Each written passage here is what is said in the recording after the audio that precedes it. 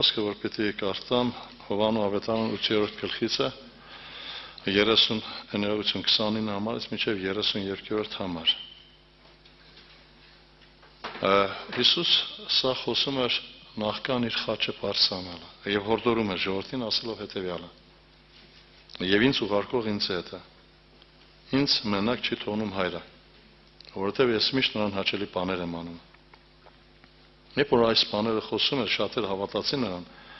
եւ Հիսուս իրեն հավատացող հրեաներին ասաց. Եթե դուք իմ խոսքի մեջ կենաք, ճշմարտապես իմ աշակերտներն եք, եւ ճշմարտությունը կճանաչեք, եւ ճշմարտությունը կազատե ձեզ։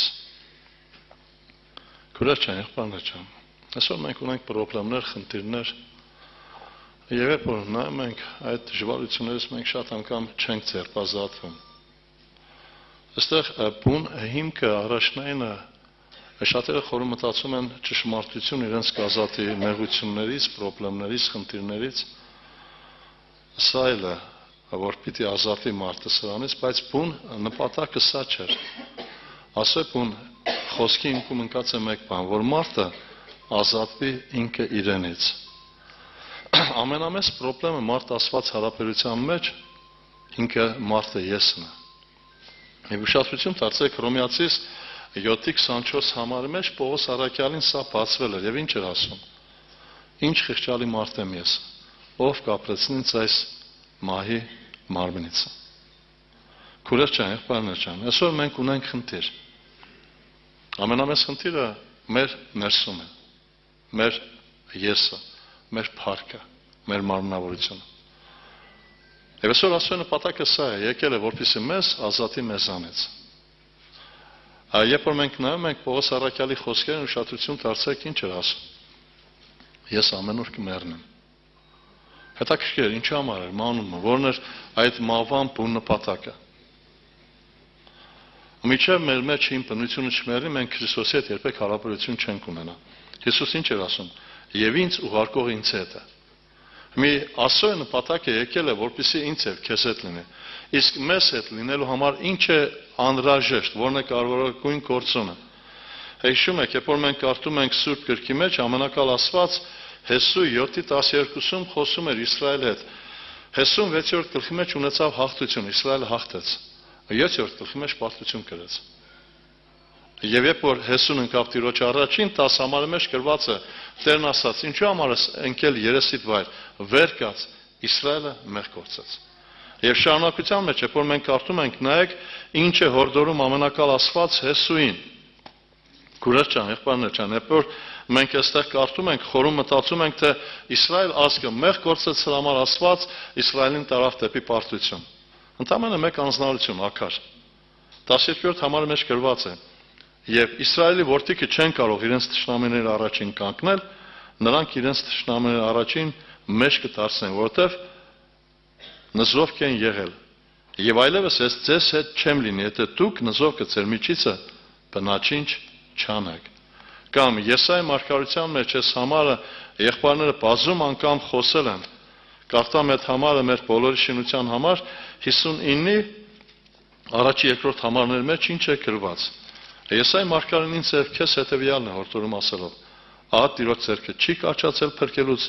նրա կանչը չի ցանացել լսելուց, այլ ձեր անօրենություններն են բաժանում, ձեր եւ Աստծո մեջտեղը։ Եվ ձեր մեղքերը ծածկեցին նրա երեսը ձեզանից, որ չլսա։ Ուրեմն առաջի գործոնը մեր կյանքի մեջ ես եւ դու սա պիտի հասկանանք։ Մեր մարդ բնությունը, հին բնությունը, հին ատամը։ Հիշում եք, թղթերի մեջ երբ որ մենք կարդում ենք, ամենակալ ասված Պողոսի շուրթերով մեզ ամեն մեկից ինչ է սովորեցնում։ Երբ որ անձնավորություն ընդունել է Քրիստոսին, իր մեջ երկու բնություն է հայտ եկել, հինը եւ նորը։ Եվ Գաղատացիս 5-րդ գլխի մեջ երբ որ մենք կարդում ենք, Պողոս առաքյալն ինչ ասում։ Գրված է հետեւյալը։ Կարդում եմ 17 համարից. որովհետեւ մարմինը ցանկանում է հոգուն հակառակ, եւ հոգին մարմինին հակառակ է, եւ սրանք իրար հակառակ են։ Երկու բնություն, նոր եւ հին, որը մեկը մեկին հակասում է։ Ինչը պետք է անել։ Ինքը Տեր Հիսուս Քրիստոս ասում է. եւ ինձ ուղարկող ինձ հետ է։ Ինչի համար, այսօր շատերիս հետ չէ, որն է պատճառը։ Մենք այսօր ուզում ենք Հիսուսին մեր խնդիրների, մեր խնդիրների, մեր դժվարությունների մեջ, երբ որ ընկնում ենք նեղը, մեր հայացքը ուղղում ենք դեպի Տիրոջը, Աստծո նպատակը սա չէ։ Աստված այդ նեղությունը օգտագործում է լոկ միայն մեկ բանի համար։ Ովսեա մարգարեության 5:15 համարի մեջ գրված է, երբ որ նեղության մեջ լինեն, կանուխ պիտի ինձ դիմեն։ Ինք Աստված ենքան ողորմածը, երբ որ տեսնում է մարդ Աստված հարաբերությունը խզված, օգտագործում է դժվարությունը, նեղությունը, խնդրումը լոկ մեկ բանի համար, որ մարդ Աստված հարաբերությունը հաստատվի։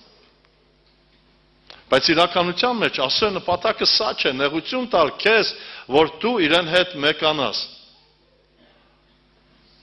Երբ որ մենք կարդում ենք Սուրբ Գրքի մեջ, ուշադրություն դարձեք, շատ անգամ այս կերպարին ես մեջ բերում եմ անում։ 73-րդ Սաղմոսի հեղինակը Աստծո մարդ, Սաղմոսների հեղինակ բազում, բայց եկավ հասավ բա, որ ասես քիչ է մնացել ոտքերը ստրվեն։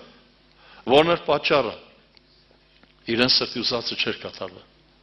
Բայց երբ որ ինքը մտավ Տիրոջ սրբության տեղը, իմացավ, որ այդ մարդկանց վերջը հավիտենական տանջանքն է, փոխվավ Ասապի մտածելակերպը։ Եվ ինչ էր ասում. ով ունեմ ես երկնքում, քեզնից ջոկ բան չեմ ուզում երկրի վրա։ Այսօր Աստծո նպատակը սա է, որ դու ամբողջ սրտով իրեն ուզես։ Քուրեր ջան, եղբայրներ ջան, եւ Աստծո խոսքն ասում է, ինքը Տեր Հիսուս Քրիստոսը ասում ինձ եւ քեզ։ Եվ ինձ ուղարկող ինձ հետ է, մենակ չի թողնում ինձ հայրը։ Ինչու համար։ Որովհետեւ ես միշտ նրան հաճելի բաներ եմ անում։ Որն է հաճելին։ Ես ինչ պիտի անեմ, որ Աստծո աչքին հաճելին է։ Ընդամենը մեկ բան, ապրեմ իրեն ուզած կյանքով։ Մեծ խնդիր չէ, խնդրեմ չէ, այսօր շատերը խորը մտածում են, թե Աստծո պահանջը մարդուց այնքան մեծ է, ոչ սիրելի քույրս, եղբայրս։ Աստված մարդուց պահանջում է երեխայի չափ։ Պատկերացրա, քեզանից պահանջում է երեխայի չափ։ Երեխայի կարողությունը մեծ է թե փոքր է։ Տերը բոլորի տոշն է։